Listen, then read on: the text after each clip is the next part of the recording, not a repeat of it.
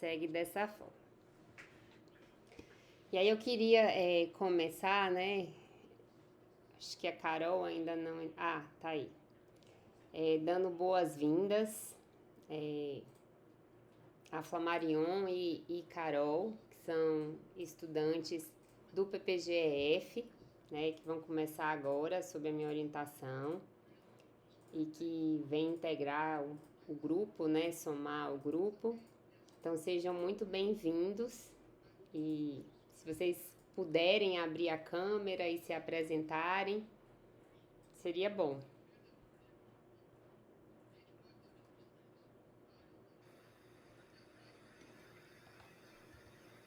Boa noite, meu nome é Flamarion Sena Campos, eu sou docente de uma instituição de ensino daqui de Itabuna, já trabalho há algum tempo com docência e espero estar colaborando aí com vocês, aprendendo também bastante com o grupo. Eu sou também, vamos dizer assim, que eu tenho muita coisa relacionada à pesquisa que eu quero aprender, não só no mestrado, como com vocês aqui também. E eu levo comigo a prática baseada em evidência, né? Eu sou um fanático por prática baseada em evidência. E é uma das coisas também que eu estou entrando no mestrado, para aprender mais sobre identificar um artigo, né? A leitura crítica, ali como deve ser, para ver se nossas condutas realmente estão dentro daquilo que nós estamos esperando. Eu acho que a prática baseada em evidência é o que vai mudar o mundo, né, na verdade, seja em qualquer área. É isso. Espero contribuir com vocês aí. Qualquer dúvida que vocês tenham também, quiserem perguntar, podem ficar à vontade. Obrigado, Maria Luísa, por aceitar ser minha orientadora. Viu? Há um tempo já que eu sigo você no Instagram também, né? Eu mandei uma mensagem uma vez, você estava saindo da academia, aí eu passei por você, só que faz mais de 10 anos que eu não lhe vejo, né? Eu conhecia você da época da Unime, tanto que quando você me mandou mensagem aqui, no celular tinha Maria Luísa, Unime, imagine, há quanto tempo não faz? E o número é o mesmo, né? Então, assim, aí eu mandei uma mensagem, só que você não me segue, né? Então, acho que não vai para aquele lugarzinho ali.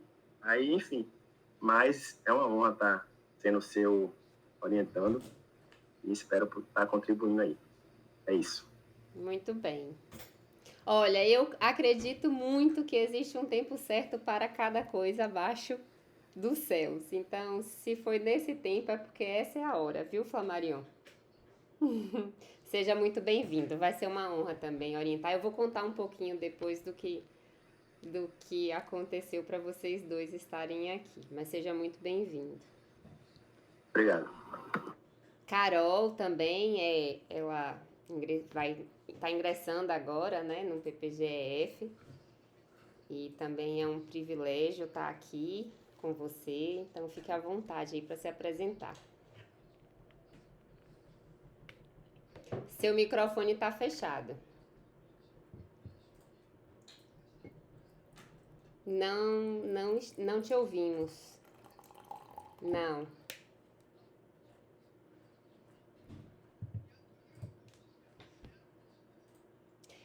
Você tá pelo celular ou pelo computador, Carol? Tenta entrar pelo celular. Tu fica aí na câmera e fala pelo celular. Não consegue?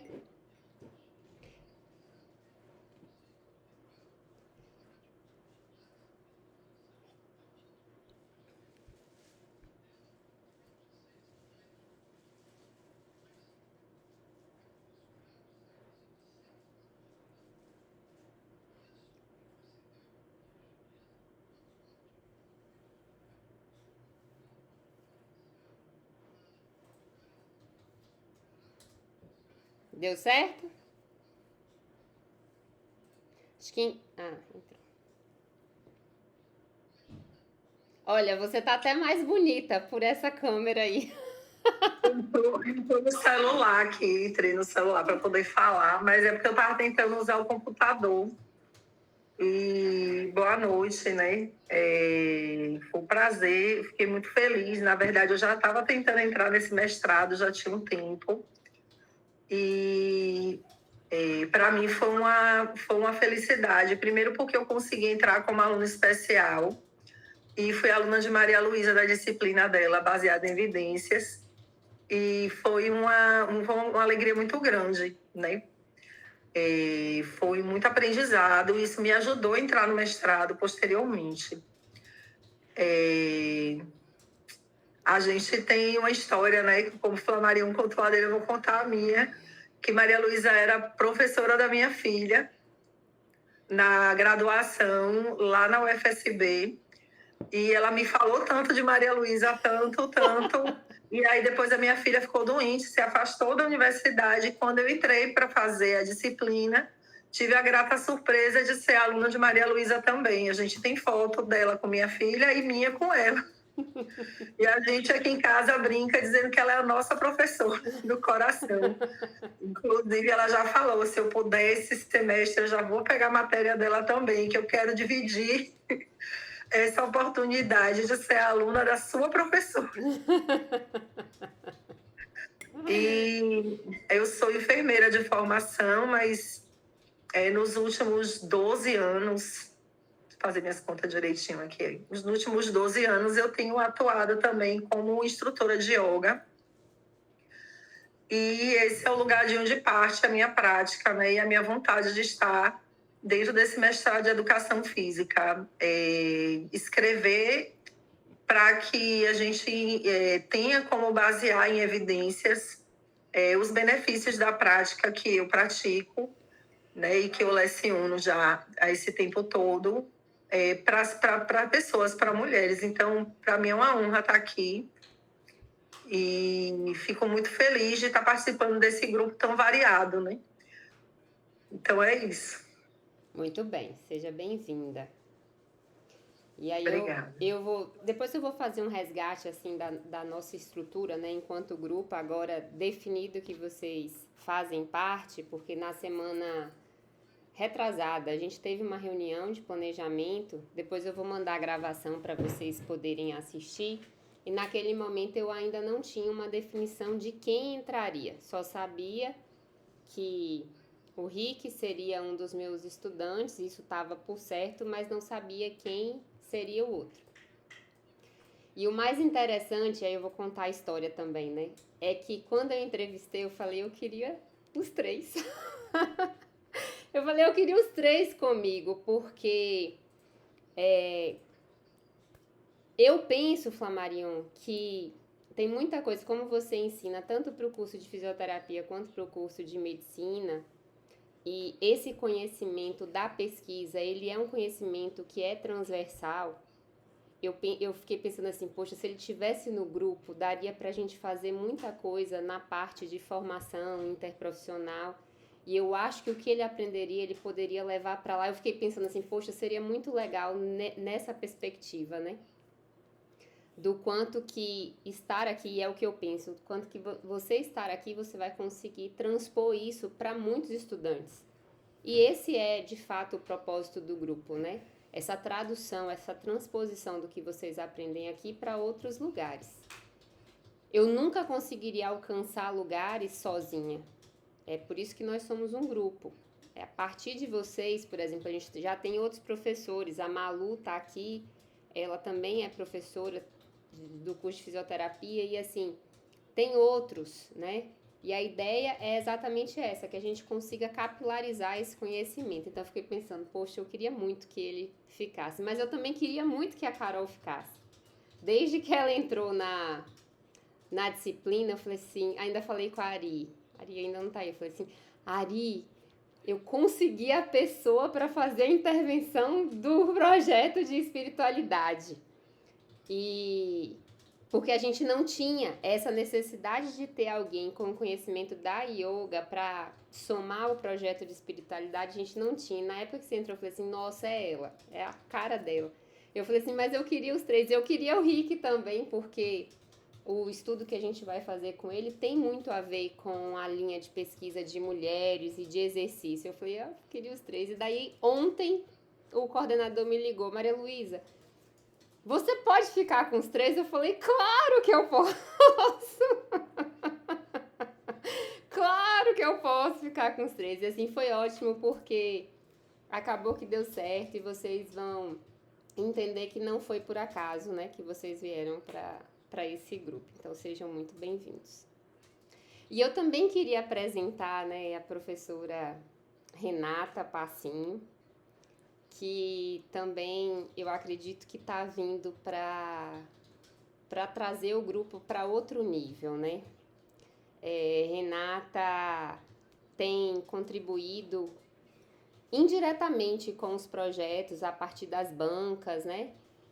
E eu conduzi o grupo durante muito tempo sozinha e é pesado, porque vocês são muitos, não estão todos aqui, nós somos 27 pessoas. E assim, são muitas áreas, são muitos projetos, são muitos detalhes. E como o objetivo esse ano do grupo é amadurecer mesmo, tornar ele mais sênior, capilarizar para um campo internacional, né? Então, eu precisaria de suporte e eu acredito que esse suporte ele vem representado aí pela professora Renata. E eu tô com muita expectativa da nossa parceria. Vislumbro, né, mudanças no plano de análise estatística de projetos que a gente tinha robustez na metodologia, mas a gente tinha limitação no plano de análise estatística e eu acredito que você vai trazer esse olhar não só para os projetos, mas também para a formação dos estudantes. E passo a palavra, assim, dizendo assim, do meu coração, eu estou muito feliz que você tenha aceitado assumir aí a vice-liderança e que esteja fazendo parte desse movimento com a gente. Boa noite, todo mundo. Vocês estão me ouvindo bem? Eu acho que meu fone está... Sim. Tá ótimo. Meu nome é Renata, né? Para quem não me conhece, alguns eu já conheço aí das bancas do PPG SAB aí da vida, ou de bioestatística lá também do PPG SAB. Eu sou enfermeira, né, de formação, e eu sou professora da UFSB, do campus Paulo Freire, Cristina de Freitas. Minha área de pesquisa é epidemiologia cardiovascular, mas aí, estudo epidemiológico, qualquer tipo de estudo eu consigo orientar, né, guiar, principalmente em relação à parte metodológica de análise dos dados, né? Então, como esse grupo aqui tem um foco na pesquisa clínica, não existe pesquisa clínica sem análise estatística, né? Então, a epidemiologia, a clínica e a estatística são ciências irmãs. Então, eu acho que vai ser bem interessante, né, a gente fazer esse trabalho em conjunto aqui, alinhando, né, tanto as diversas áreas, né, as linhas de pesquisa que o grupo já trabalha, e incluindo a epidemiologia bem fortemente aí também nessas linhas de pesquisa, porque saúde do trabalhador tem total relação com a epidemiologia, né? A prática baseada em evidências nem se fala, a evidência tem a ver com estudo quantitativo, com estudo epidemiológico, então eu acho que vai ser bem legal o nosso trabalho aí. E eu estou muito feliz em participar também, porque eu amo pesquisa. E estatística eu não amava, eu tinha muita dificuldade, mas eu aprendi a gostar. Não vou falar que eu não amo estatística, não, mas eu sei que ela é muito necessária, então a gente tem que aprender, não tem muito para onde correr, não. Isso aí. Então, sejam bem-vindos, né, vocês 3, e aos poucos o grupo vai se apresentando e a gente vai se conhecendo, né, nós temos aqui estudantes de Teixeira, estudantes de Eunápolis, de Porto Seguro, daqui de Itabuna, de Ilhéus, do Ceará, e esse grupo, ele se reúne nesses momentos. Então, o primeiro ponto, assim, para vocês que estão chegando, se organizarem, é dizer que os nossos encontros, eles acontecem na segunda e na última terça-feira do mês, nesse horário das 8 horas. De 8, geralmente a gente vai entre 8 e 9h30. E na primeira terça é uma reunião mais voltada para o campo da pesquisa, né? Mais voltada para os estudos, para os seminários que vocês apresentam.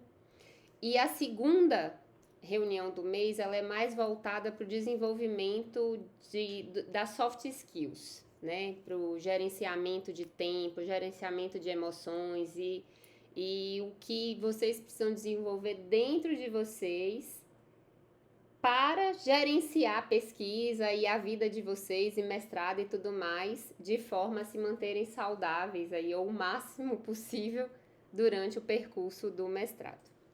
Hoje, inclusive, nós vamos trabalhar nessa perspectiva, né? Esse encontro ele é um encontro muito importante, assim como foi o primeiro, e vocês que não estavam, eu vou mandar o link depois, porque eu apresentei para os estudantes todo o direcionamento maior, né? O planejamento maior do que o Nesp vai fazer esse ano. Eu só queria mostrar dessa apresentação uma imagem, porque essa imagem vai ajudar vocês a se situarem, né? Principalmente quem está chegando. Só um minutinho.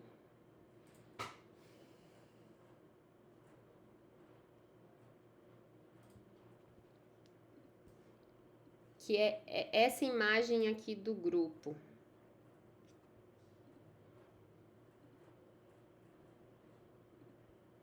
Vocês estão vendo aí minha tela, né? Sim. Pronto, então essa é a estrutura.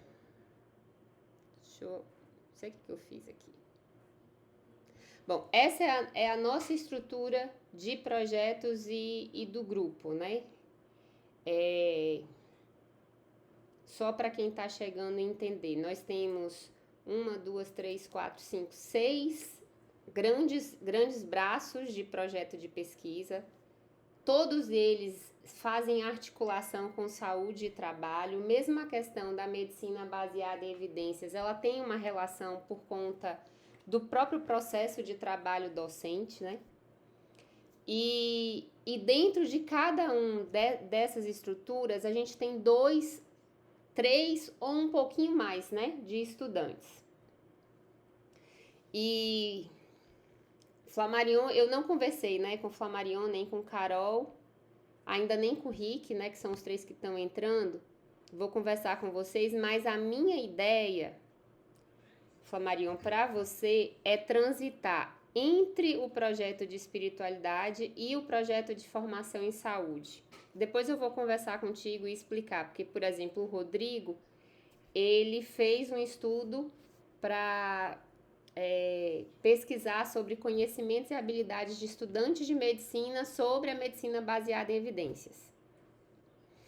E eu acho que isso seria interessante para você no seu campo de atuação, mas é uma linha de pesquisa que não se adequa ao PPGEF, né? Não faz parte. Esse projeto aqui, ele está dentro do mestrado da UFSB. Então, o que eu fiquei pensando é que se você conseguir a bolsa, né, que vai te dar mais flexibilidade de tempo, você poderia transitar aqui entre esses 2. E eu acho que seria muito bom para a sua formação. Mas depois a gente vai conversar, viu? Já falando contigo e com Renata, a ideia mais ou menos de que você trabalhe um estudo de teste de modelo teórico. A gente tem um modelo teórico que envolve dor musculoesquelética e espiritualidade como recurso de gestão de dor. E a ideia é a gente validar esse modelo, se ele de fato faz sentido. Mas depois a gente conversa. E Carol também entra aqui. E acho que é isso. O restante do pessoal já conhece. Essa estrutura da formação em saúde, ela envolve os estudantes de mestrado, mas ela envolve estudantes de graduação que trabalham com um projeto de intervenção, que é esse que acontece na terça-noite. E que daí eu queria, né, já deixar esse espaço para quem é professor de outras universidades, porque esse projeto ele é aberto a estudantes de qualquer universidade, tanto no nível de graduação quanto no nível de pós-graduação em saúde. E ele se chama Eu Primeiro porque é uma forma de traduzir a ideia de que o profissional de saúde, antes dele cuidar do outro, ele precisa cuidar de si. E aí, dentro desse projeto, a gente desenvolve essas habilidades, né? A gente trabalha um pouco com a pesquisa, mas não é o foco. O foco é trazer recursos baseados em evidências de como gerenciar a sua própria saúde e fazer com que esse estudante, esse profissional de saúde, também é aberto para profissional de saúde, que ele possa refletir sobre como ele tem cuidado de si, antes de cuidar do outro. E quando a gente idealizou esse projeto, a gente pensou muito, lembro que a gente discutiu a ideia do avião, né? Quando a gente está no avião, que a aeromoça começa a falar das máscaras, ela sempre diz, primeiro coloque a máscara de oxigênio em você, para depois colocar nas pessoas ao seu redor. E tem uma lógica para isso. É que você não consegue ajudar o outro se você não estiver seguro e saudável, né?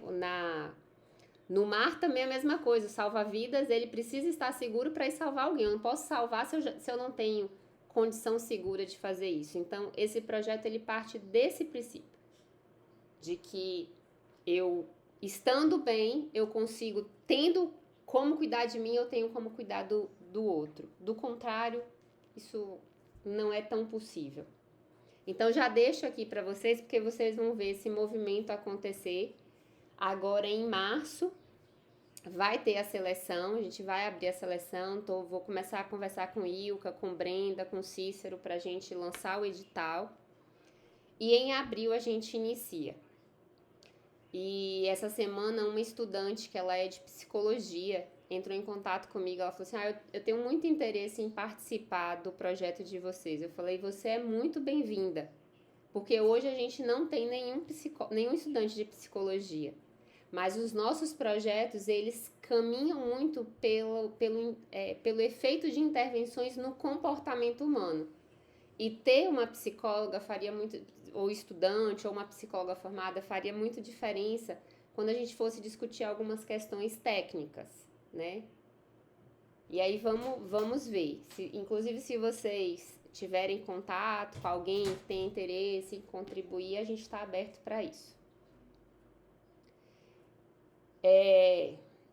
Bom, acho que deixa eu ver se tem mais algum ponto para a reunião de hoje. Esse é um deles, e o outro que eu queria mostrar da apresentação é o que a gente tem de planejamento previsto para 2025.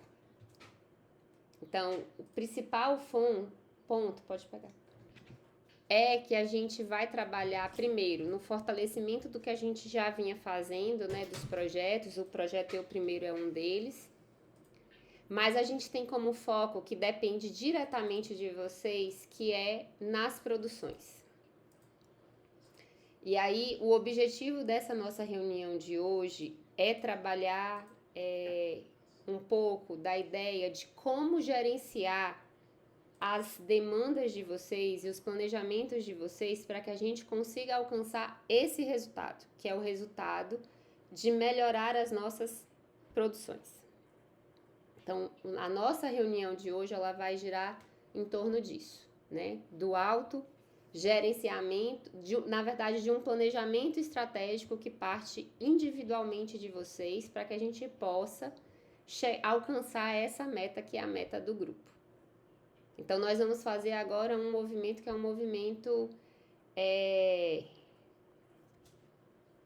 que é o que eu fiz para o grupo, vocês irão fazer individualmente para vocês. E por que isso, né? Por que pensar num planejamento estratégico individual? Eu nem sei se alguém já assistiu algo do tipo em um grupo de pesquisa ou em uma orientação, o professor falando para vocês assim, olha, vocês precisam estabelecer um planejamento que associe mestrado, vida profissional e vida pessoal de vocês. Eu não sei, eu não vivi essa experiência. Eu não tive ninguém para me orientar nesse sentido. Mas eu percebo, enquanto orientadora, que esse ponto é um ponto crucial. Se vocês buscarem na literatura, ou se vocês conhecerem pessoas que já passaram pela experiência do mestrado, vocês vão ver que é muito comum os estudantes relatarem quadros de transtorno de ansiedade, de depressão, de irritabilidade, de burnout, uma série de questões mentais que são resultado de uma sobrecarga de trabalho, de estudo, desse momento de vida acadêmico, né? Tanto na pós-graduação quanto na graduação, a depender da graduação. Mas isso não é reflexo do mestrado. Isso, na verdade, é um reflexo de um excesso de demanda sem um planejamento adequado para gerir essa demanda. Na minha perspectiva, o grande problema é que, muitas vezes, o estudante entra no mestrado e na entrevista ele fala assim, não, eu mudei a minha vida para fazer o mestrado. Mas, na verdade, ele não mudou. Ele deseja fazer o mestrado, mas ele mantém a mesma carga horária de trabalho, 2, 3 plantões, ou dando muitas aulas, ou fazendo muitas coisas, mas a sua vida pessoal, às vezes mais mudança na oportunidade de emprego que aumenta, mais o mestrado. E daí a conta não fecha. A conta não vai fechar, porque é como se eu fosse só adicionando, e as horas do dia não adicionaram, elas continuaram as mesmas 24 horas. O efeito disso a médio prazo é uma fadiga mental. E o efeito posterior à fadiga mental é a vontade de desistir de alguma coisa, às vezes da vida. Porque tá tão estafado, tão esgotado, tão, que fala assim, não quero mais fazer nada. E existem estudantes que têm quadros graves nesse sentido. E a raiz do problema não é o mestrado, nem é o trabalho. É exatamente o fato de não ter conseguido gerenciar e tomar decisões a respeito do que fazer. Um outro grande ponto é que muitas vezes nós todos tendemos a trabalhar próximo a um prazo. Então a gente vai assim, meio que surfando a onda. Então quando tem um prazo, a gente fala assim, vixe, tem um prazo. Aí, não, agora essa semana eu vou me fechar no meu quarto e vou trabalhar e vou focar. Ou então, quando não é o prazo, é a cobrança do orientador. Olha, você não fez. Aí você fala assim, não, agora essa semana eu vou fazer.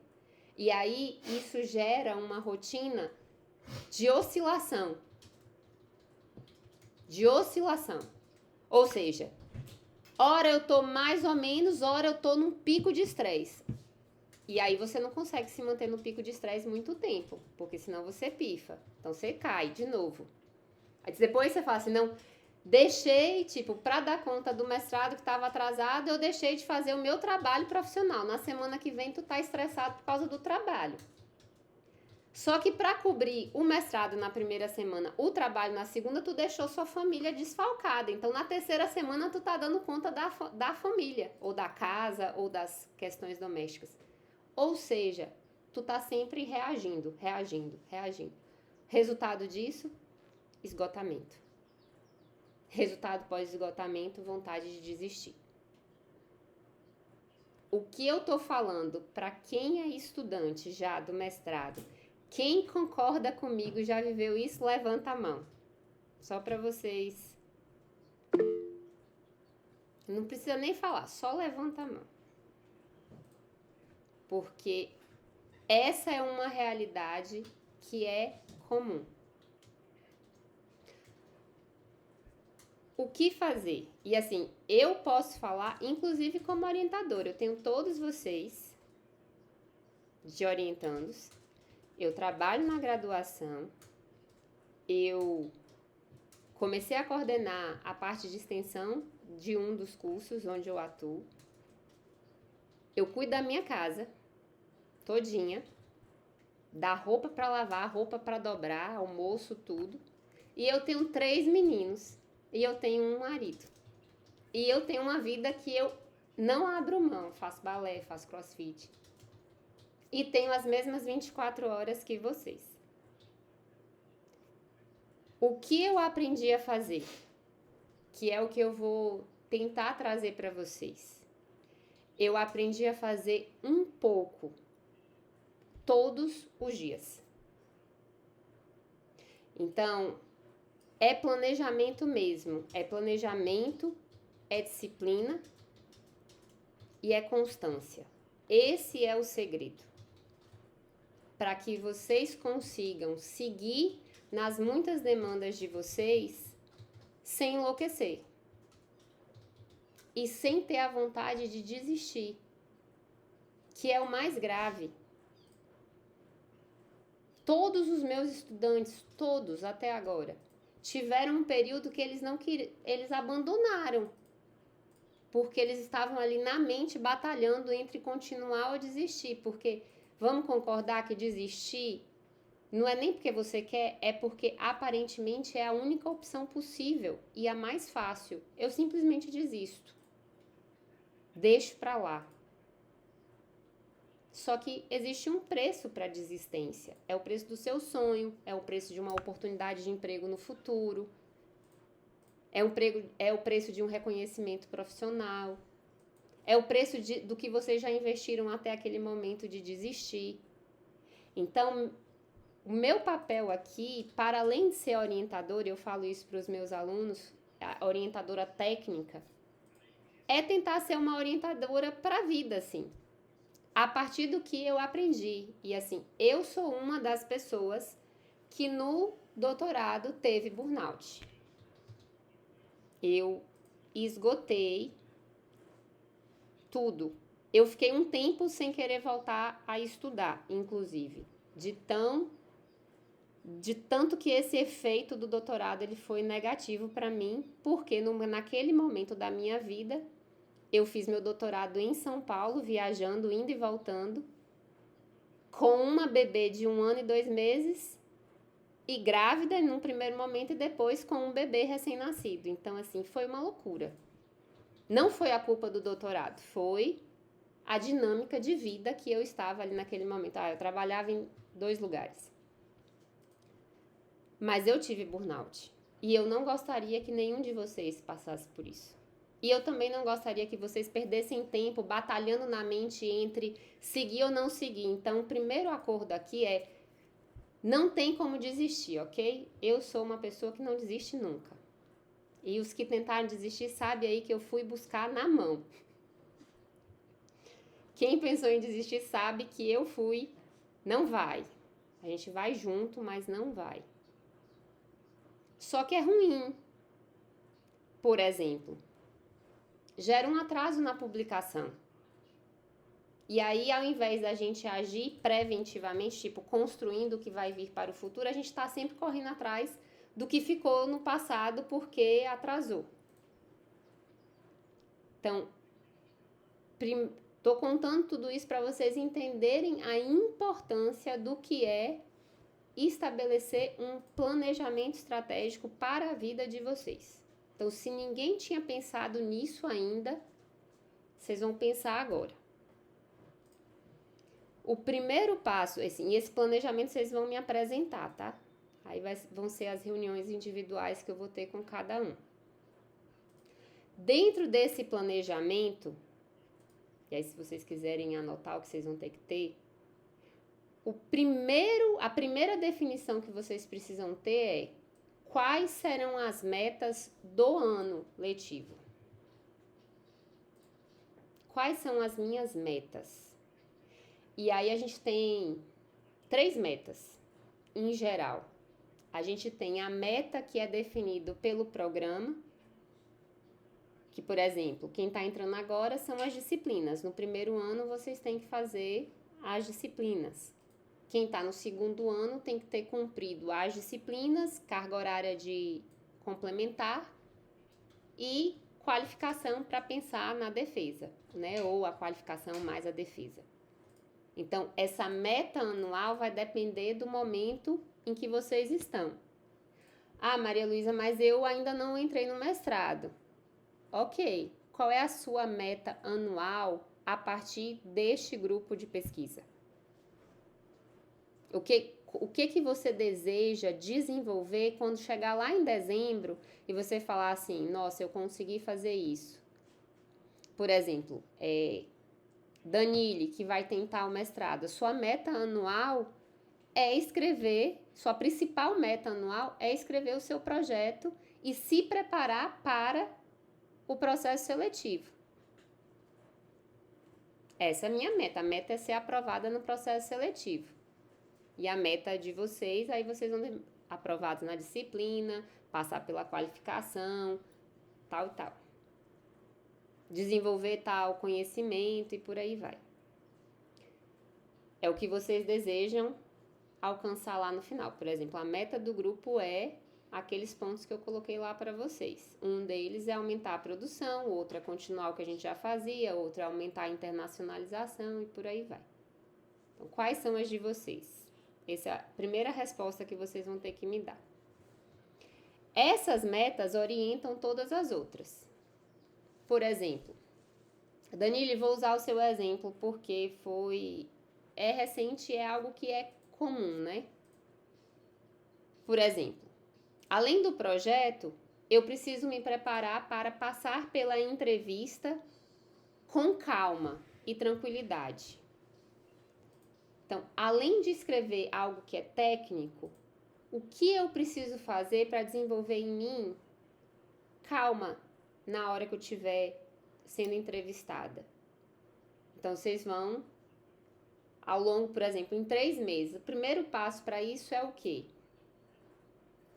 Conseguir esse passo, por exemplo, digamos, é controlar minha ansiedade, vamos supor, no momento da entrevista. Ou é a minha dificuldade de falar em público, de me comunicar com pessoas que eu não conheço.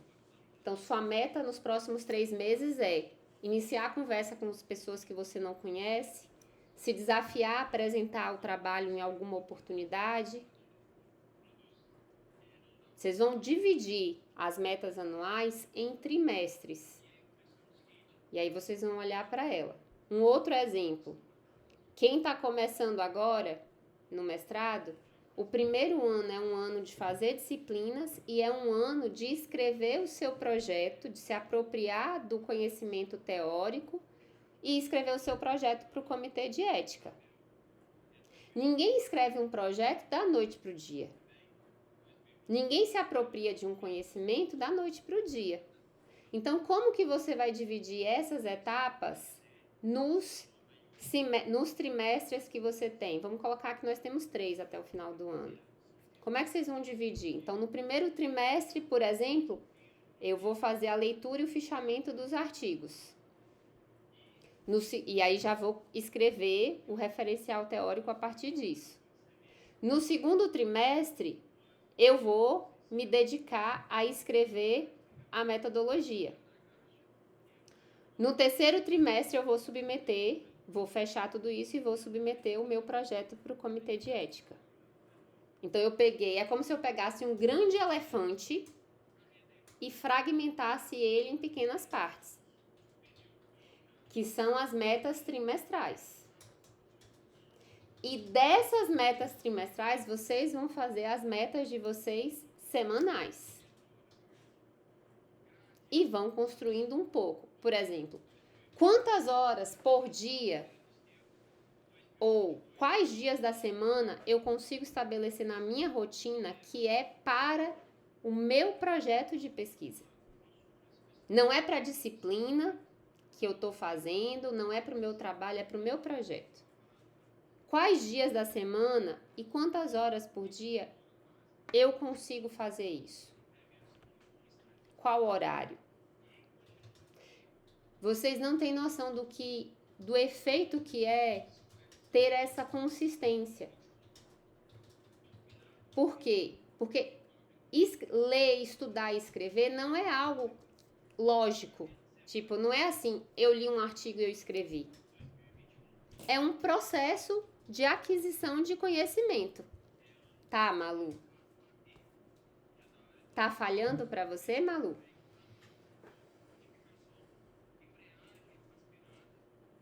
Mas está sendo gravado. Não é um processo lógico. Então, existe inclusive a necessidade de, depois que você leu muitas coisas, você, se afastar um pouco. depois voltar. Só que esse se afastar é para você dar foco para outra coisa. Se você tem lá aquele horário reservado, naquele dia, por exemplo, ao invés de necessariamente ler o artigo, você vai pensar uma estrutura de escrita, a sua mente não vai se desconectar do seu trabalho. Isso faz muita diferença. Eu contei para vocês minha rotina. É muito doida, mas todos os dias, das 3 às 5:30 da manhã, eu estudo. Isso é meu. Não queiram fazer isso. Esse foi o único horário que eu consegui encontrar para que eu não me estressasse ao estudar e não me sobrecarregasse depois. Eu durmo muito cedo para isso. Então não se mirem no meu exemplo de horário, se mirem no exemplo da constância. Tem dias que eu não consigo fazer nada, produzir nada, mas eu sento e penso. E isso me ajuda a definir o que eu vou fazer depois. Rotina. Porque se eu trabalhasse com prazo, eu não daria conta de orientar vocês e nem de fazer nada. Porque eu não trabalho. E para mim, aí agora falando como orientadora, é muito importante que vocês caminhem dessa forma, porque eu consigo acompanhar vocês no processo. É muito difícil quando, por exemplo, eu já vivi experiência de estudantes que pensaram em desistir, e daí de última hora a gente teve que dar um gás. Para mim é muito ruim, porque daí eu vou dar um gás nesse estudo durante 2 ou 3 semanas e todo o resto vai ficar para trás. Aí eu vou estar depois trabalhando sempre no atraso, por conta de um atraso. Então, é importante que vocês sejam constantes para que eu consiga ser constante na minha orientação com vocês. Então, planejamento anual, metas anuais, metas trimestrais, metas semanais. O que é uma meta semanal, professora? Às vezes uma meta semanal é ler um artigo. Ler e fichar um artigo. Se é isso que você pode, faça isso como meta. Às vezes uma meta semanal é escrever 2 parágrafos. E só. Porque, gente, a maior mentira, eu falo que é a mentira do inferno, é você falar isso assim, esse final de semana eu vou sentar e vou escrever o meu projeto. Mentira! Não vai. Não vai. A primeira coisa vai dar tela branca na sua mente, tu vai olhar pro computador, o computador vai olhar para você, vocês vão ficar ali e nada vai acontecer a não ser uma ansiedade fora do normal. Mas se vocês não têm pressão de prazo, o processo de ler e falar assim, nossa, tipo, que legal isso aqui. Tipo, é um processo de construção e é muito prazeroso para quem se encontra nesse processo. Para quem não está sob pressão do prazo. A pressão do prazo é terrível, ela bloqueia a mente. Porque o nosso cérebro, ele só funciona de 2 formas, ele é burro, ele é binário. Ou ele está sob estresse, no modo sobrevivência, ou ele está no modo de criação, de contemplação. Não tem um meio do caminho. Então, se tem cobrança de prazo, ou você atrasou e o orientador te cobrou, tu não vai conseguir criar. Vai fazer uma coisa muito meia boca. Então, é melhor trabalhar nesse modo, que é o modo de sem estresse, de ir construindo ao longo do tempo.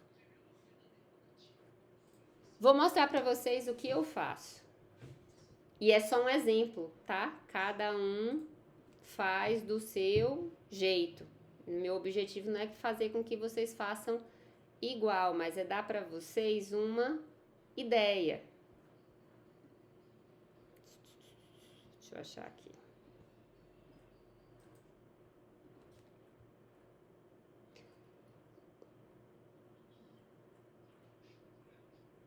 Isso é um bloco de notas. Eu tentei todas as formas que vocês puderem imaginar. Eu tentei no escrito, tipo num planner. Eu tentei numa agenda de computador. Eu tentei no caderno. Eu até tenho caderno. O caderno é útil. papéis soltos, mas isso aqui foi o que deu mais certo. Eu tenho trabalhado com esse modelo faz 3 anos e ele tem me ajudado muito. Então, eu tenho tipo uma diretriz de como que eu vou me organizar. Então, todos os dias eu oscilo entre a semana. Então, segunda-feira, geralmente, eu tenho um maior número de tarefas, porque eu tô mais descansada, mas eu tenho uma prioridade. A segunda é uma prioridade para minha casa e para o planejamento das refeições que vão ter na semana. Na terça, eu torno essa ocupação mais leve e eu priorizo o trabalho. Então, tudo que eu preciso tomar decisão, ler um pouco mais, refletir um pouco mais, eu vou fazer na terça, porque na terça eu já não vou mexer mais na casa. Na quarta, geralmente é um tempo que eu tiro, tipo, para coisas para mim, mas eu tenho trabalho. A minha rotina diária, ela tem aquele horário que eu falei para vocês todos os dias, mas o meu foco vai oscilando, porque eu tenho muitas demandas. Na quinta, meu foco é as minhas crianças, então se eu precisar ir na rua, fazer alguma coisa, eu vou jogar na quinta. Meu marido tá aqui do lado. Na sexta, a prioridade é ele, então geralmente eu vou pensar em alguma coisa que eu tenha que fazer com ele. E aí no sábado é um dia que eu tiro para Deus e domingo é livre. Isso sou eu, tá? Mas é só para vocês terem ideia de que eu tento de alguma forma pensar várias áreas da minha vida, mesmo tendo um trabalho. No dia, eu tenho uma meta que envolve leitura, texto, projeto, alguma coisa que eu chamo de tarefa cognitiva grande. Eu só tenho uma meta por dia grande. E tenho uma que é média. O resto é gerenciar demandas que vocês vão trazendo. E em alguns momentos vocês vão fazer assim, vocês vão mandar para mim um monte de perguntas, eu vou dizer assim, não consigo te responder agora. Nem nessa semana, te respondo tal dia. Por que isso está acontecendo? Por que isso pode acontecer? Porque naquela semana ou naquele momento, a minha mente vai estar voltada para um projeto de pesquisa que é totalmente diferente do seu. E dá um trabalho a mente ir mudando de um projeto para o outro. Então, eu não consigo fazer isso todos os dias. No meu planejamento, eu tenho semanas, por exemplo, numa semana eu vou trabalhar com um projeto de espiritualidade. Então, eu marco reunião com as pessoas desse projeto e eu vou pensar ele porque eu já estou ali envolvida com ele. Na outra, eu já vou mudar de foco e assim vai. É por isso que, às vezes, eu não vou responder no tempo que, às vezes, vocês acham que eu deveria responder. Mas eu sempre vou fazer isso em algum momento, então é só confiar. Eu nunca, em hipótese nenhuma, mais depois que eu aprendi a gerenciar minhas emoções, trabalho em mais de 2 projetos por dia ou faço mais de 2 reuniões por dia. Nunca. Porque isso gera uma sobrecarga cognitiva fora do normal para mim. Então, geralmente, eu vou ter uma reunião com um de vocês no dia e uma reunião de colegiado, de outras coisas, se tiver. E eu revezo isso com as minhas tarefas que não são cognitivas. Isso foi algo que eu, Maria Luísa, encontrei que fez muito bem para controlar a minha ansiedade. Então, eu não fico no computador muito tempo. Eu fico um tempo e eu saio. Depois eu fico mais um tempo e eu saio. Porque quando eu estudo demais, a minha mente acelera demais. Não sei como vocês funcionam. De novo, estou falando de mim como um exemplo. E aí eu tenho mais ou menos uma rotina que eu defini. Nem sempre ela dá certo, mas na maioria das vezes ela dá. Eu tenho as minhas prioridades por trimestre, por mês, por semana e por dia. E por dia é só uma, geralmente. Ou mais de uma, só que elas são casadas. Tipo, uma conduz a outra. Isso faz com que ao acordar de manhã e abrir a minha agenda, eu falo assim, não, a prioridade de hoje é tal coisa. Então, por exemplo, eu tenho metas para essa semana. Minhas metas estão aqui. Então, quando eu chegar lá no sábado, eu vou revisar essas metas e vou ver o que eu consegui e o que eu não consegui. Gente, geralmente eu não consigo. Geralmente eu não consigo alcançar todas as metas, mas tá tudo bem se eu alcançar 2, se eu alcançar 1 ou se eu alcançar 3, tá tudo bem. As que não ficarem vão para a semana seguinte e tá tudo bem. o meu propósito comigo não é velocidade, é direção. O que mais importa para mim é que em algum momento eu estou me movendo para aquilo e em algum momento ele vai dar certo. Por exemplo, o cadastro do Nesp, eu falei com Renata, já faz um tempo, eu ainda não consegui fazer. Toda semana ele entra como meta, mas toda semana vem outras prioridades urgentes. Eu falo, ainda não é a vez dele. Aí eu vou lançando para outra semana. Mas, por exemplo, eu tinha a meta de cadastrar vocês no diretório do CNPq como grupo de pesquisa. E eu já consegui. Na segunda-feira eu já consegui. Então, essa meta aqui, para mim, ela tá parcialmente cumprida, já valeu. E assim vai. E aí, para cada dia da semana, eu defino uma prioridade. E às vezes é uma prioridade pessoal, por exemplo. Nessa segunda, eu acordei muito desesperado. Falei, meu Deus, tem muitas coisas essa semana para acontecer. E aí, a minha prioridade como forma de neurolinguística é sem ansiedade, sem estresse, não tem nada atrasado, não tem nada quebrado, não tem nada fora do lugar, vai dar tudo certo. Porque se a ansiedade entrar, nada funciona. A gente paralisa. Então, vai estar aqui como prioridade, como foco, como ordem para minha mente. E aí, depois tem a agenda, que segue mais ou menos aquelas diretrizes do que estava lá na frente e eu vou marcando. E aí, o que não deu, por exemplo, eu ainda não marquei de terça, mas aqui não deu para fazer essas duas coisas. Hoje eu já falei com Cibele. Não consegui falar ontem. Aí eu já consegui falar hoje.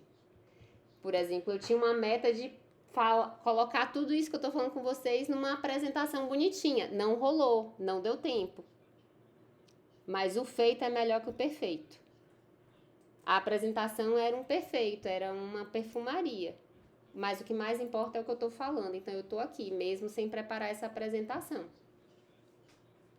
E por aí vai. Então, essa é a forma que deu muito certo pra mim. E, tipo, fazer esse cheque de que concluir é tipo, pro cérebro, é tipo, poxa, consegui. Isso gera um efeito motivacional fora do normal, esse simples cheque de validação. Poxa, tem dias que eu coloco várias coisas para fazer e eu consigo fazer todas. Eu falo assim, puxa, eu consegui, que legal. Tem dias que eu não consigo, eu falo assim, nossa, hoje eu fui mal. Mas amanhã eu vou dar um jeito de resolver. Isso é o autogerenciamento. E tem funcionado bastante para mim. E eu tenho tendência à ansiedade. Então, assim, tem me ajudado bastante a caminhar sem tanta ansiedade. Prof, eu uso o Planner. Beleza. Prof, eu uso a agenda do Google. Beleza. Não importa. O papel, não importa. O mais importante é que vocês não tenham as demandas de vocês aqui. E o mais importante ainda é que vocês quebrem aquelas grandes demandas em pequenas tarefas. Porque uma coisa é você dizer para você, hoje eu vou ter que escrever um artigo. A sua mente, o nosso cérebro, ele é preguiçoso. Ele vai falar assim, tu não vai escrever nada de artigo. Ele vai te dar 1000 desculpas para você não fazer.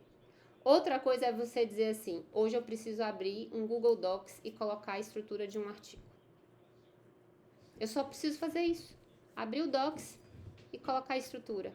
Pronto, você deu o primeiro passo. Amanhã o segundo passo é olhar um artigo parecido com o seu e ver o que dá para fazer. Só isso. Só olhar. O seu cérebro já está se movendo naquela direção. Ele já criou o primeiro passo, já abriu o Docs, já colocou o que precisa, você já leu um artigo, já viu mais ou menos a estrutura, você vai se movendo. De pouquinho em pouquinho.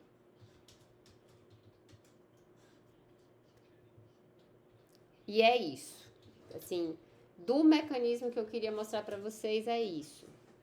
E daí vocês podem testar. Eu tenho ensinado isso para os meus filhos, principalmente para minha filha que vai fazer o Enem, que é muito assunto para estudar. Eu falo assim, olha, defina prioridades e tenha constância. Ela ainda não conseguiu, mas ela tem tentado. Porque esse processo de conseguir não é da noite para o dia. estabelecer uma rotina de estudo consistente não é rápido. É um processo, mas que vale a pena. Tudo bem? Alguma pergunta? Que aí eu vou mudar agora vou dar para vocês algumas dicas das metas que vocês têm. Alguém quer comentar, perguntar, exemplificar? Pergunta: quem de vocês já faz isso que eu acabei de mostrar aqui? Levanta a mão.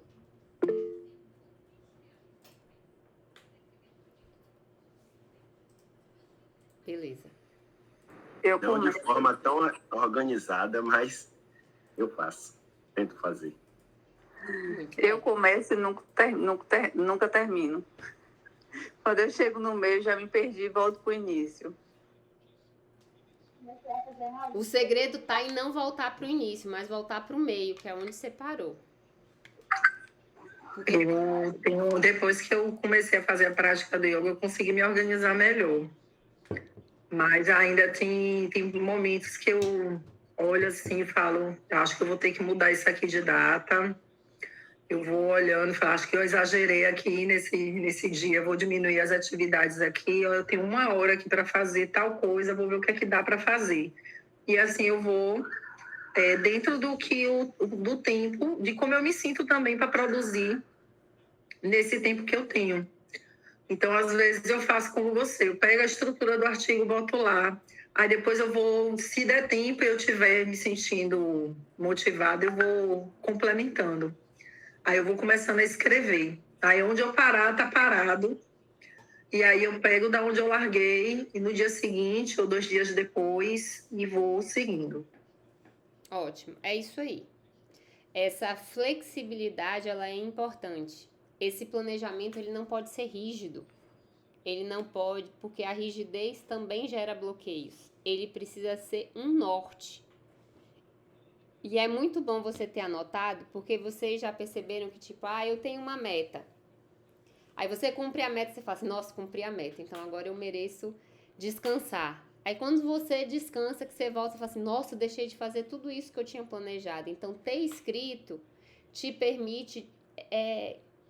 É como se você tirasse mesmo do seu HD da mente, você não vai ficar pensando naquilo, e você volta para a escrita, você fala assim, ainda tenho isso para fazer, então vou fazer aqui rapidinho. Eu tenho muitas coisas, isso que eu planejei não vai dar para hoje, vai ficar para amanhã com mais tempo, mas dá para eu agrupar essas 3 tarefas aqui que são rapidinhas.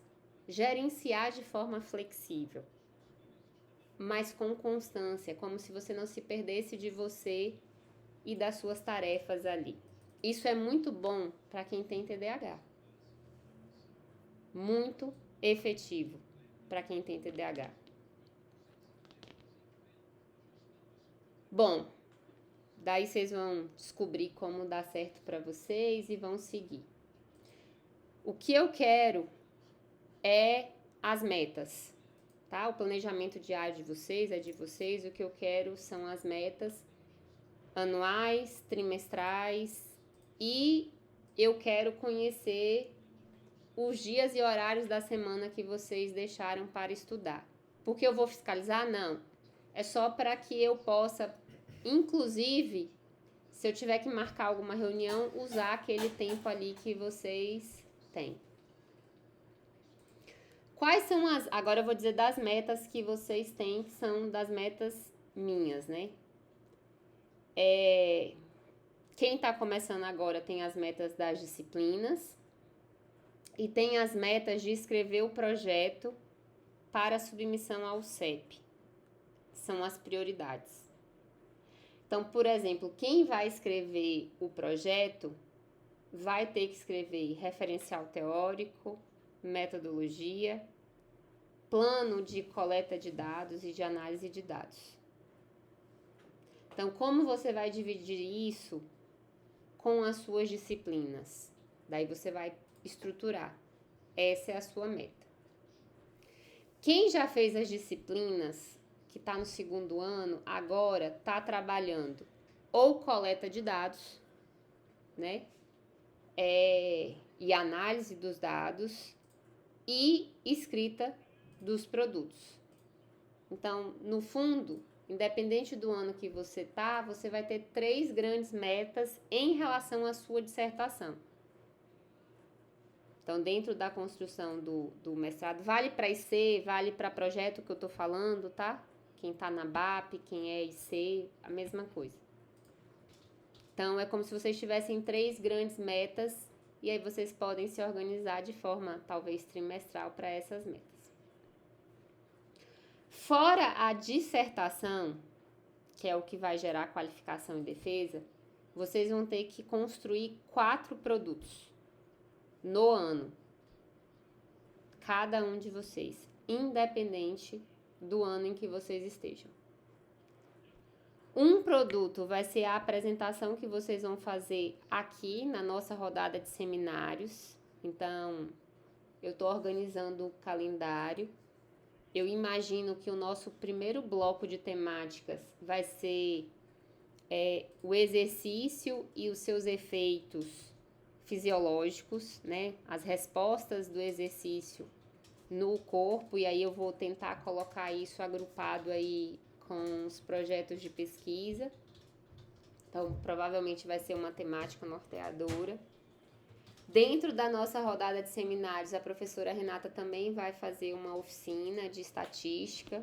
Então, a gente vai ver também como colocar. E aí, depois a gente vai definindo as outras temáticas. Então, uma das metas de vocês será essa apresentação de seminário. A gente grava, tô pensando em emitir certificado, porque conta para vocês e tal. E essa apresentação, ela desenvolve algumas habilidades. A habilidade da oralidade, a habilidade de preparar uma apresentação, de sintetizar ideias, de trazer evidências científicas e por aí vai. O segundo produto é que todos vocês precisam participar de pelo menos um evento científico no ano, com a apresentação de trabalho.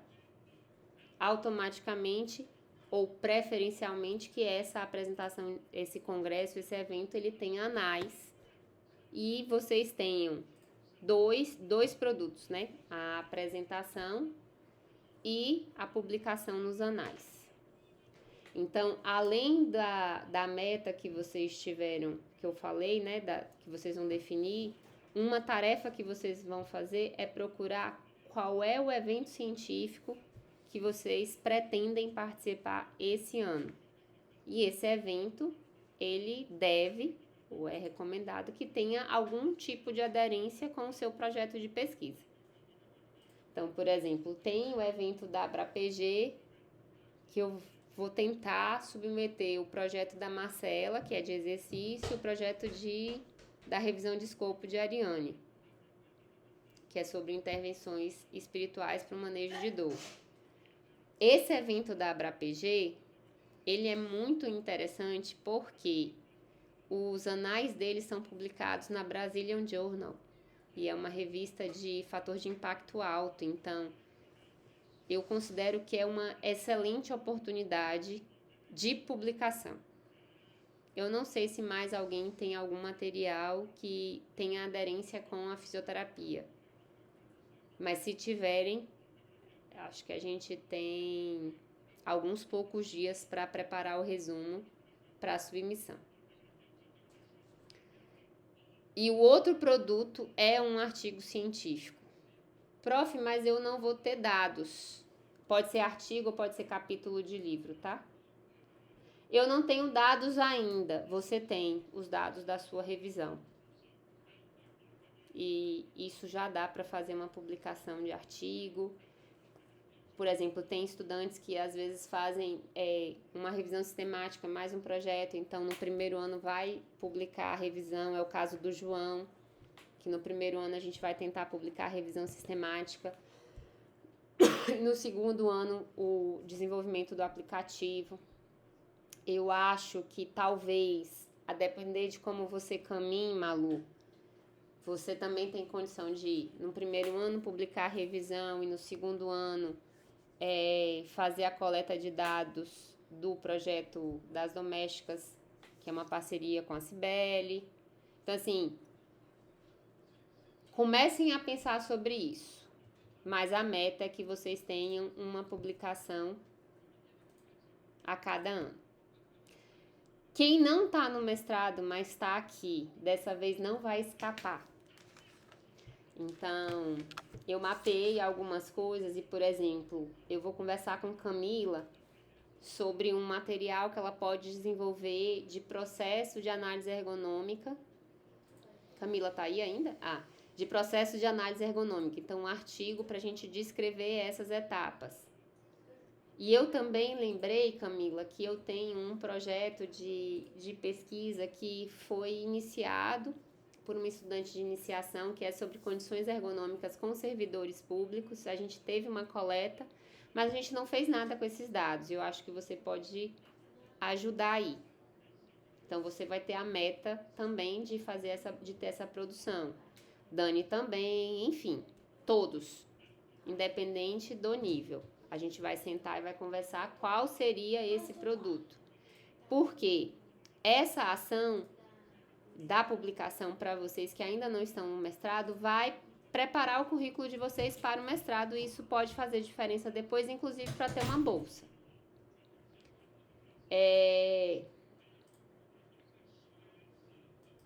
E Gabi, eu até falei lá no Instagram com você, eu pensei de você escrever um artigo de relato de experiência, falando sobre a importância de algumas, de olhar para o desenvolvimento de habilidades de gestão na formação, durante a formação e o quanto que isso impacta as oportunidades de emprego e de atuação no futuro, porque você viveu isso. E aí eu gostaria que você desse olhada, por exemplo, em alguma revista que fala de gestão ou que fala de formação em saúde e que aceita relato de experiência, para que a gente possa trazer nesse artigo essa discussão da importância do desenvolvimento de habilidades de gestão ainda na graduação. E aí também depois a gente pode pensar na sua contribuição para essa coleta que foi feita com os servidores. Dani, eu ainda vou conversar, alguns eu ainda vou... Lucy não está aqui, mas também vou conversar com ela depois. Prof, no caso, Cícero, eu que sou da BAP, você também vai ter um artigo, Ilka e Brenda também vão ter cada um voltado para o seu projeto. Por exemplo, no caso do Cícero, eu tenho pensado muito que você já pode começar a estudar estratégias de disseminação de conhecimento por meio das mídias sociais, que é o que você está fazendo, né? Já localizando artigos que falam sobre isso, fazendo o fichamento desses artigos, porque a gente vai olhar para isso. E Ilka e Brenda, para artigos que falem de programas de autogerenciamento universitário, né? A gente tem um material do Eu Primeiro que precisa sair, e aí eu também vou conversar com quem começou a produzir. Enfim, a gente tem muita coisa para fazer e que dá para vocês fazer. Então, se atenham à questão das metas. Vocês precisam ter 4 produtos. Uma apresentação no seminário, uma participação em congressos que tem anais e um artigo científico. E é isso, de metas que eu tenho para vocês. Aí depois, com cada um, eu vou conversando. Perguntas sobre esse ponto em específico?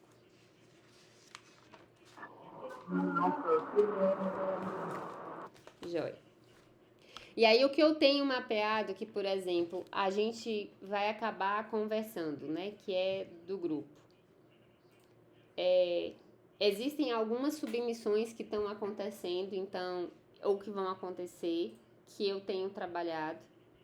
Por exemplo, resumo da Marcela e Dari para a ABRAPG. A gente vai submeter um artigo da Cibele para uma chamada específica, que vai acontecer agora, dia 30 de março, né, para uma revista de saúde do trabalhador. E aí eu queria deixar essa dica para vocês. Tem artigos que eles precisam ser escritos para uma revista específica, Por isso que é importante vocês, antes de escreverem, principalmente esses que eu acabei de dizer, né? O da Gabi, que é um relato de experiência, o pessoal deu primeiro, o seu, Cícero. É bom vocês irem buscando revistas que cabem o artigo de vocês. E principalmente olhar se existe uma chamada de artigos. A chamada de artigos, ela faz com que o processo de submissão seja muito rápido. Muito, muito, muito mais rápido do que as outras submissões convencionais. Porque eles têm prazo, então as pessoas submetem até aquele prazo, eles apreciam naquele prazo e publicam no prazo que eles têm que publicar. É diferente de quando a revista não tem essas chamadas, que é por demanda. Então, às vezes, a publicação demora 1 ano, 2 anos, se tudo der certo. Então, vejam isso. Eu estou colocando as prioridades para produções, tá? Eu preciso finalizar o artigo da Renata, tá na minha mão. E eu preciso retomar 2 artigos, um do eu primeiro, que aí eu tenho que falar com o João, com o Lúcio, com quem contribuiu. E tem um artigo também pronto, mas está parado, que é o artigo da Lucy, que é um teste de propriedade de medida de um instrumento que mede falhas cognitivas em trabalhadores. A gente tem como pendência aí, que também precisa caminhar para o grupo, né, para projetos específicos do grupo, a aprovação no comitê de ética, tanto da Marcela, quanto da Ariane, quanto de um projeto de espiritualidade.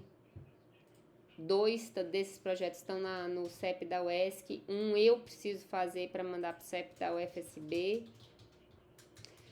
A gente precisa estruturar a coleta de dados do trabalho da Cibele, a gente está caminhando por isso, é uma prioridade também, para que comece essa coleta em abril, com mulheres que realizam trabalhos domésticos.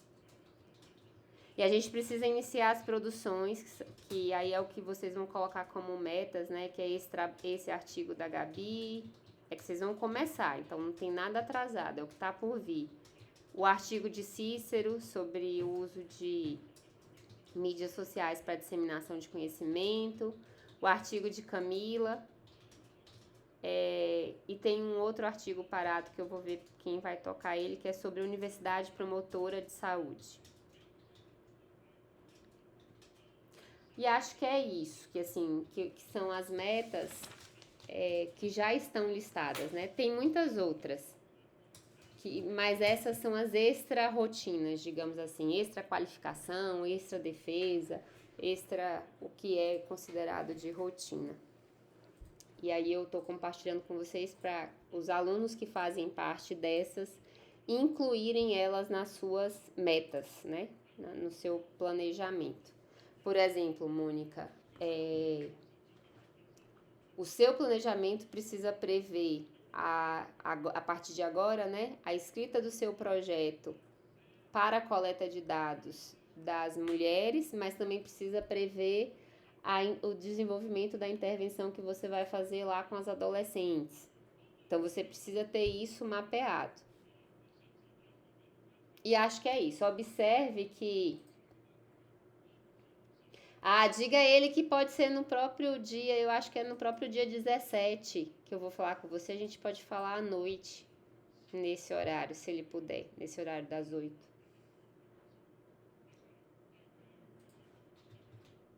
Então tá marcado. E é isso, pessoal, assim, são muitas coisas. A gente acha que não é, às vezes, a gente acha que o tempo, né, vai passar devagar, mas não passa. 2 anos no mestrado passa muito rápido. 1 ano pós-disciplinas no mestrado passa mais rápido ainda. E se a gente trabalhar sob pressão, não funciona. Pelo menos para mim não funciona. Eu não funciono sob pressão. Funciono 0 sob pressão. Então, a ideia desse nosso encontro era trazer isso para vocês, destacar a importância do planejamento e do autogerenciamento e das metas, né, que vocês terão ao longo desse período. Eu costumo dizer que, assim, qual o meu papel enquanto orientadora? Eu não tenho nenhuma condição de fazer por vocês. nenhuma condição. Porque vocês são muitos e eu só sou uma. Então, meu papel aqui é caminhar ao lado de vocês, dando a direção, mas quem faz são vocês. Então, se vocês não fizerem, não vai estar feito. Nós temos um trabalho colaborativo. Eu direciono, acompanho, tiro dúvidas, mas quem executa são vocês. E a minha preocupação é de que vocês, e o meu objetivo nessa reunião é de que vocês consigam fazer isso sem prejudicar a saúde de vocês. E eu espero que a gente consiga encontrar uma forma de trabalhar, de que seja, né, tranquilo, constante, avançando, alcançando as nossas metas pessoais e profissionais. E é isso o que eu tinha para hoje. Alguém quer falar, comentar? Fez sentido? Eu sempre gosto de escutar assim, fez sentido tudo isso para vocês? Se não quiserem falar, pode escrever aí do lado. Eu vou falar um pouquinho da reunião de hoje. Pode falar. Eu fiquei um pouco abismada, inclusive, no início, porque parecia que você estava me descrevendo. Eu fiquei literalmente assustada. Eu falei assim, eu vou abdicar desse fim de semana inteiro para só fazer as coisas do mestrado. E não saía nada, eu literalmente dava branco. Diferentemente do que o rei da semana, eu falava, vou fazer o que dá. No fazer o que dá, saía um pouquinho. Mas quando a gente foca muito no que precisa ser feito, às vezes realmente tem uma desconexão que é absurda. E eu sou uma pessoa muito tranquila. Só que eu acho que com as cargas de trabalho que eu estou tendo ao longo dos anos, que é o meu planejamento era só na cabeça. Eu não tenho nada anotado. Mas eu conseguia cumprir. Hoje eu já percebi que eu me perdi, eu me perco muito fácil. E há necessidade hoje de transcrever os meus planejamentos. E isso vai ser uma prática que eu vou começar agora, né? Principalmente depois dessa didática incrível de hoje. E esses exemplos também. Mas eu sou uma pessoa tranquila e na semana passada, por saber que eu tenho um prazo de entrega, eu virei e comentei com alguém que eu não estava me sentindo bem, que eu estava me sentindo, sei lá, com taquicardia, um pouco ofegante, sem ter feito muita coisa ao longo do dia. Aí uma pessoa virou para mim e falou, Malu, você está tendo crise de ansiedade. Aí eu falei, não, eu não estou tendo preocupação, eu ainda tenho tempo, mas... Eu falei, o único compromisso que eu tenho é com o prazo da entrega do projeto. Então, assim, eu não tinha associado ainda e eu nunca tinha passado por essas situações. Então, eu estou tentando me adaptar, porque, como você disse, Maria, a gente tem que diminuir um pouco da carga também de trabalho para se adequar aos estudos e principalmente ao mestrado. E foi algo que eu fiz esse ano. Né? Me afastei um pouco de sala de aula, que era o que me demandava mais tempo, né? De preparo e tudo, de planejamento. E falei, eu vou conseguir me realocar com o mestrado. Aí, no momento que saiu a grade, que eu realoquei todas as disciplinas, eu percebi que eu não tenho horário nenhum vazio na agenda, a não ser os turnos da noite, que eu abdiquei para ter um tempo para pesquisa, né? Propriamente dita. Mas ainda assim eu pensei, poxa, eu tinha me preparado para ter mais tempo livre e acaba que eu não estou vendo, visualizando ainda esse tempo livre, né? Mas eu acho que com o decorrer dos próximos meses eu vou começar a me ajustar melhor. Mas foi sensacional o encontro de hoje. Que bom. Diga, Mônica. Para mim, os encontros são sempre sensacionais, né? E, assim, eu entrei no Eu Primeiro, ano passado, eu acredito que foi a partir de junho, se eu não me engano, e fez uma diferença muito grande na minha vida e eu acredito que vai fazer também na vida de quem está entrando nesse exato momento. E assim, como a colega falou aí, eu sempre me achei muito tranquila e não achei que eu teria pico de ansiedade, muito menos um pico de estresse. Eu não tive esse problema durante as disciplinas, mesmo com as condições de trabalho sendo pesadas e os desgastes que eu tive durante o trabalho, mas eu consegui me adaptar bem. Porém, esse início para estar escrevendo, eu percebo no meu dedo direito, o dito dedão, né? Esse polegar aqui, é o único que coça. Então, eu sei quando meu pico de ansiedade está muito alto, porque ele coça tanto que às vezes eu boto o dente assim, passo com força para ter a sensação de que ele vai aliviar a coceirinha que ele dá no meu dedo. Então, assim, o eu primeiro ajuda muito, muito mesmo, gente. Pode acreditar. Acho que a galera que está aí bem antes de mim sabe disso, né? Então, assim, para quem está chegando, apostar aí nessas dicas que a Maria fez. Claro que a gente não vai conseguir seguir como ela segue. Como eu sempre digo a ela, né?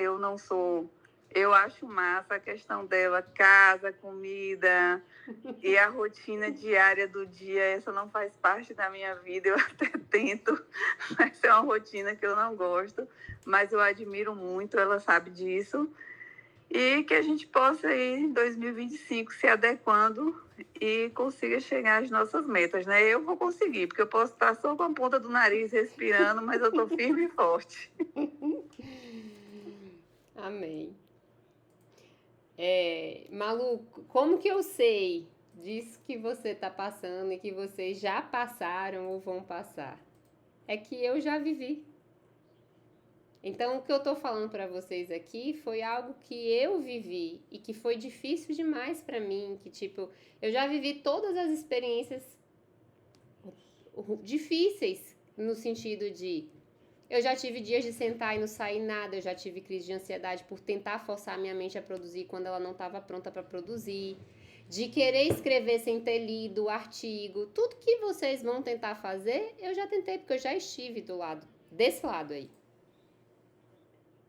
Então, a minha ideia aqui é contar para vocês como passar por ele sem sofrer tanto. Nem sempre dá certo, porque é óbvio que cada um tem a sua própria experiência, cada um vai lidar. Tem pessoas que não vão conseguir se organizar para ter uma rotina. Por quê? Porque não conseguem ter uma rotina. E é da pessoa, tá tudo bem. Tem pessoas que preferem viver no pico de estresse, tipo, eu trabalho muito bem sob pressão. Trabalhou a vida inteira sob pressão, vai trabalhar sob pressão no mestrado. Tá tudo bem.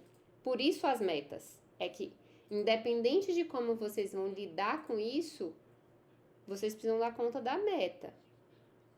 A ideia aqui é trazer dicas para tornar mais fácil, mas a decisão de fazer ou não fazer é individual. Existem questões fisiológicas, por exemplo. O prazo, ele gera um comando na mente que é paralisador. Eu tenho um prazo, eu tenho uma cobrança, eu tenho uma pressão. A sua mente não pode funcionar do mesmo jeito. Isso é fisiológico. Libera cortisol libera mais um monte de coisa, aumenta a frequência cardíaca, aumenta a frequência respiratória, diminui o oxigênio, nananana. É fisiológico, não tem nada de misterioso. E a ideia para não ir para esse mecanismo é, todas as estratégias que a gente sabe.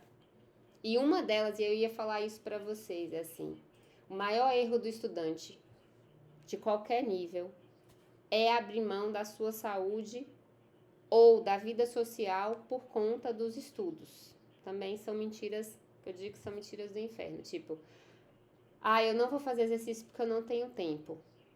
Não façam isso. Diminuam a frequência, diminuam o tempo durante o exercício, mas não abram mão do exercício. Ele vai ser sua válvula de escape. E outra, ele vai ser aquele momento em que muitas vezes você vai parar para pensar no que você estudou e você vai ter muitas elaborações a partir desse momento. Eu aprendi a andar com o celular. Às vezes eu tenho um insight, tô lá na esteira, tenho um insight, escrevo, depois eu chego em casa e escrevo no trabalho. Isso acontece porque é a forma como o cérebro funciona. Então não abram mão do exercício. E não abram mão de ter uma vida social. Ela é importante. Ela é importante. É importante você falar sobre coisas que não tem nada a ver com o seu estudo. E às vezes, ao falar sobre essas coisas, você fala assim, nossa, mas aquilo que eu estava estudando cabe aqui. Ou você se apropria pelo que você está vivendo. Então, assim, é difícil? É. É desafiador? É. Não vou mentir para vocês. É. Mas tentem, na medida do possível, gerenciar. Ninguém vai estar fazendo social todos os dias, mas uma vez ou outra. E para quem tem marido, esposa, filhos, não abram mão dessa estrutura. Ela é sua rede de apoio. Não deixem eles de canto. Eles são sua prioridade. Por isso que gerenciar e tentar fazer caber de uma forma saudável é importante. Ah, eu não tenho tempo, então eu vou entrar na madrugada. É um engano. Eu trabalho de madrugada, mas não porque eu entro. É a minha rotina. É porque eu durmo cedo. Por exemplo, hoje, como eu falei na reunião passada, é uma exceção para estar aqui. Mas eu me organizei para isso. Eu descansei em outro momento. Então, é sobre isso. É sobre gerenciar. Dentro da área, é óbvio que tudo isso tem a ver com o meu papel como orientadora e o meu papel como, tipo assim, com quem viveu essa experiência, mas o eu primeiro, ele também tem do meu conhecimento técnico de saúde do trabalhador, porque vocês, enquanto estudantes, são trabalhadores, né? É a ocupação de vocês, então eu traduzo para cá muito do que a ciência também diz. Por exemplo, a questão de alternar o meu trabalho profissional, cognitivo no computador, com cuidar da casa, é nada mais do que aplicar o conhecimento do meu doutorado. Eu faço rodízio de tarefas o dia inteiro. Eu alterno tarefas, então eu alterno demandas. E isso traz para mim saúde e bem-estar. É uma escolha, Mônica. É uma escolha muito consciente de como alternar. Isso me ajudou muito. Então, assim, serve para mim, não significa que serve para todo mundo. Aí cada um vai se conhecer para tentar encontrar isso. Leva um tempo, tá? Não vai ser rápido. Mas começar a pensar sobre já é o primeiro passo. E é isso que eu quero com vocês. Beleza? Vou encerrar aqui a gravação.